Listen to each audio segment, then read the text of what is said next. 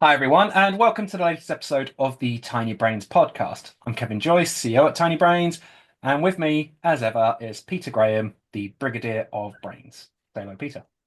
Afternoon, all. So, what we do on this podcast, if you've never watched us before, is we take a look at the biggest stories in XR from the previous week. We're going to dive in this one with a bit of a this week, sorry, with a bit of an unusual one. So, Meta, the company that is all in on creating a metaverse, is going back to physical. It is indeed. There has been recent rumors that Meta is planning to open more physical retail locations. Very much like Apple's 500 plus stores around the world, which it uses very well to advertise its Vision Pro. Meta is sounded like it's going to follow suit.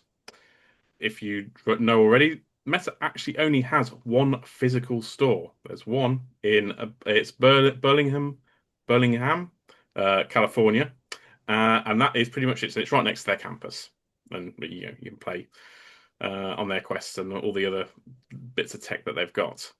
But yes, they sounded like they're going to open more stores purely because, as we've always said in VR since day one, you've got to play it to understand it. And it seems like Meta's now cottoning on, would you say? Yeah, give more demos. Now, I'm not sure about elsewhere in the world, but here in the UK, they have done occasional pop-up stores. Yeah. Like they have installations at Westfield in London and so on. But it's not been overwhelming. It's normally at busy periods like Christmas, during the holiday season. But by and large, they have avoided physical stores, generally speaking, permanent ones at least. Maybe this rumor is leading on to the fact that they've cottoned on, yeah, actually, the audience we've got, in order to grow it, we need to get people to try VR. Yeah, something you would have thought they would have done, maybe a few years ago, because you know, Maybe, yeah. go into some PC stores or general technology stores, you might find a Quest booth occasionally to try these things. But yes, you would have thought Meta might have doubled down a little bit more on getting a few prime locations, a couple of flagship stores, maybe one in London, one in sort of Paris, some places like that. The thing is, as we know, so having demo kiosks in Best Buy or wherever sounds like a great idea, but if the staff aren't familiar with it, it's going to be hard to get people to actually get in and understand it.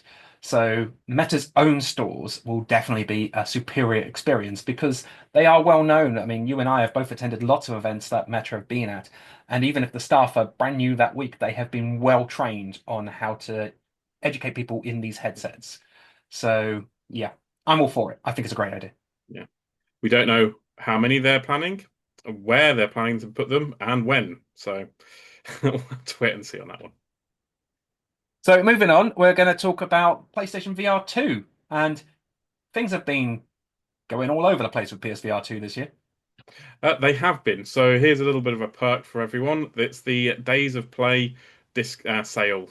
Well, I say Days of Play. It's a couple of weeks that Sony's launched, so you can get PlayStation VR 2s at a discount. Now they have permanently been discounted. It was earlier this year that they permanently dropped them down to 300 or 400 dollars, and now you can get an extra 50 bucks off if you're really in the market for one. Which takes the price back down to that, was it pre-Christmas, pre-holiday sale price that at the time we were like, please keep that price. And then they announced the permanent discount shortly after them, which wasn't as much as that sale price. But I think this is what that sale price was, right? Yeah. So $350 is very good. Or it's just over on the in the UK. It's about £354, And which remember, of course, PSVR 2 is now compatible with PCVR and is a pretty good PCVR headset. So everyone going out buying a PSVR 2 this week? Yeah, yeah, you've got yeah, until the yeah. the 11th of June to do so if you want. So ignore that Switch 2 because there's no VR there yet, and get your PSVR 2 instead. Exactly. Yes. Support VR. Moving on, we have another hardware story, another VR hardware manufacturer, but I don't actually know what this is about. Um, all I know, apparently, is that Pimax has been naughty. Yes, this is one that cropped up on a couple of sites recently. That Pimax has been it's it wants to launch or started to launch a community engagement program on its Discord. essentially asking people to write favorable comments, favorable articles in return for rewards and other bonuses. So essentially, you write a nice article about them and you submit it for their approval. They come back and say, "Yeah, okay, we're going to give you a $5 Steam gift card, or even quite possibly, if you get enough points, you can get a trip to their Shanghai HQ." Now, this has caused a bit of a furore because, this is paying for nice journalism, and in actual fact, Pimax have now said it wasn't an officially sanctioned program. So this is where it gets a little bit murky, and this was done by a few Pimax employees on their Discord channel, but the higher ups hadn't sanctioned it for some reason, which makes it a little interesting. Okay, I have opinions here. Go for these Okay. opinions. I've been in China a fair amount and spoken to people who work in China and people who do similar things to what we do at Tiny Brains. And marketing in China is significantly different to marketing in Western territories. So much so that things like buying reviews on Amazon stores and so on is common practice. I personally believe that this was an effort to marry up with that common practice in China, but there had been no evaluation as to whether this was acceptable in the West, which it is not. So I personally don't believe Pimax are necessarily at fault. They're just doing what they know, but Hmm. they should have done some check-in to make sure that this was okay with their Western audience before they dived into it.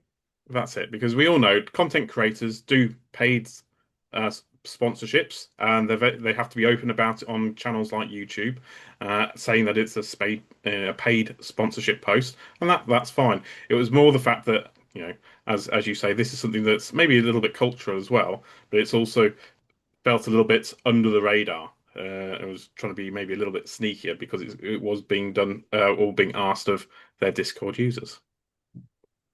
So basically, yeah, Pimax, you dropped the ball a little bit, but now you know, don't do it again. Hmm. Slap on the That's it. wrist. Moving on to something that gets a lot of slapping in. We're gonna go ninja. Go ninja style. Teenage Mutant Ninja Turtles. Crikey, I haven't been a fan of these for a few years. Loved them You're back in wrong. I love them. Love them every day. the day. Well, it's just been announced that Cortopia Studios have just announced that they're currently working on a game with the Green Turtles, and it's coming out in 2026 for Quest and PC VR headsets. Now, Cortopia have got quite a bit of acclaim. They are probably most famous for Gorn. Gorn 2 launched recently. And down But the they have rabbit. made, yeah, they've made a lot of games in VR. And while I do believe that adapting Ninja Turtles to VR is going to be quite difficult without making everybody sick, I mean, you're supposed to be jumping around and backflipping and being a amphibious ninja, which I think is going to be quite difficult in VR. It's not like Batman's slow and methodical combat. This is supposed to be high intense, fast paced action. So how they're going to do it, I'm not sure. But I have faith in Cortopia. I think they will give it a good stab. Yeah. As long as there's plenty of pizza involved, I'm happy. But no PSVR 2. The announcement was MetaQuest and PC VR only. So sorry, guys, no PSVR 2. Well, I'm not buying another PSVR 2 if I can't. Oh, come on, they're cheap. Get one, support it, and then maybe Cortopia will port Teenage Mutant Ninja Turtles Empire City to it. You just have to play it on Steam via your PSVR 2. And That's fine. That's fine as well. And rounding up, we have one more piece of game news this week, which is about Brad Pitt. woo, yeah, Brad Pitt.